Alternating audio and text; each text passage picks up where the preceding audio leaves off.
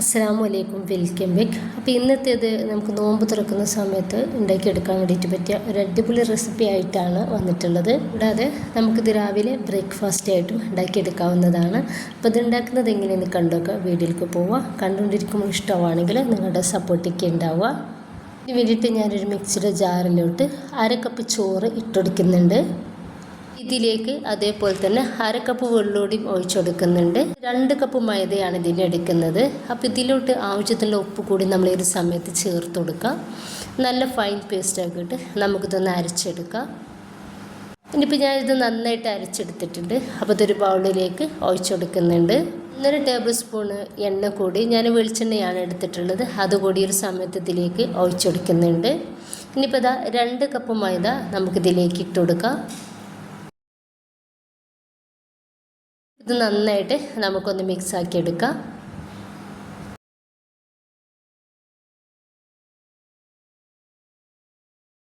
നമുക്കിതൊന്ന് കുഴച്ചെടുക്കാം. നമ്മൾ ചോറ് ചേർത്തത് കൊണ്ടിട്ട് തന്നെ നമുക്കിത് വേഗത്തിൽ കുഴച്ചെടുക്കാൻ വേണ്ടിയിട്ട് പറ്റും. കൂടുതൽ സമയം നമുക്ക് കുഴച്ചെടുക്കും വേണ്ട. വെള്ളം ഇതിലോട്ട് അത്യാവശ്യമായിട്ടുണ്ട് കേട്ടോ. ഇനിയിപ്പോൾ ഇതാ നമുക്കിനി വെള്ളം വേണമെന്നുണ്ടെങ്കിൽ ഒഴിച്ചു കൊടുത്താൽ മാത്രം മതി. ഇനിയിപ്പോൾ ഇതാ 2-3 മിനിറ്റ് നമുക്കിതൊന്ന് കുഴച്ചെടുക്കാം. കയ്യിലൊട്ട് പിടിക്കുമ്പോൾ കുറച്ച് ഓയിലോ എന്തെങ്കിലും ആക്കി കൊടുത്തിട്ട് വേണം കുഴച്ചെടുക്കാൻ വേണ്ടിയിട്ട്.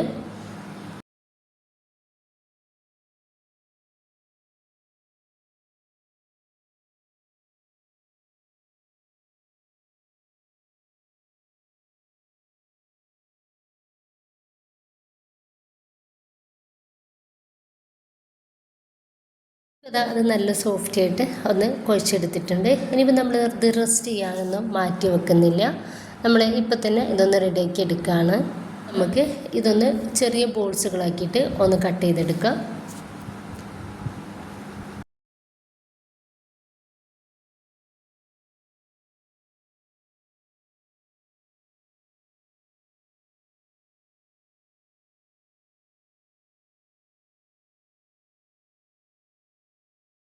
പോക്കാണ്ട് ടോപ്പിലേക്ക് കുറച്ചൊന്ന് മൈദ ഒന്ന് ഇട്ട് കൊടുത്തിട്ട് നമുക്കിതിൽ നിന്ന് ഒരു ബോൾസ് എടുത്തിട്ട് നല്ല തിന്നായിട്ട് തന്നെ ഇതൊന്ന് പരത്തിയെടുക്കാം.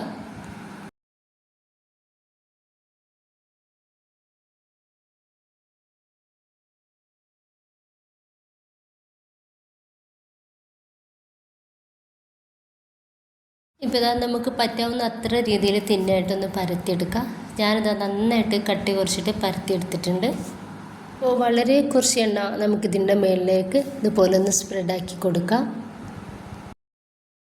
ഇനിയിപ്പോൾ നമുക്ക് ഒരു സൈഡിൽ നിന്നും ഇതുപോലെ ഒന്ന് റോൾ ചെയ്തെടുക്കാം.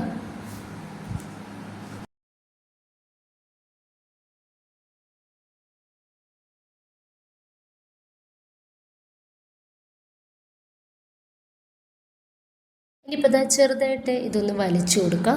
എന്നിട്ട് നമ്മൾ പൊറോട്ടയ്ക്കൊക്കെ മടക്കിയെടുക്കുന്ന ഒരു രീതിയിൽ തന്നെ ഇതൊന്ന് മടക്കി കൊടുക്കാം.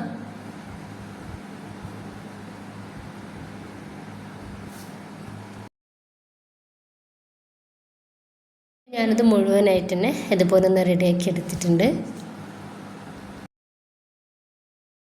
ഇതുപോലൊരു പലകയിലേക്ക് നമുക്കിതാ കുറച്ച് മൈദ ഇട്ട് കൊടുക്കുക. വളരെ കുറച്ച് മാത്രം ഇട്ട് കൊടുത്താൽ മതി. എന്നിട്ട് നമ്മൾ റെഡിയാക്കി വെച്ചിട്ടുള്ള ആ ഒരു പൊറോട്ടയുടെ ഡോയിൽ നിന്നും ഒന്നെടുത്തിട്ട് ഇതുപോലെ തന്നെ ഒന്ന് പരത്തിയെടുക്കുക. ഒരു മീഡിയം സൈസിലുള്ള രീതിയിൽ നമുക്കിതൊന്ന് പരത്തിയെടുക്കാം.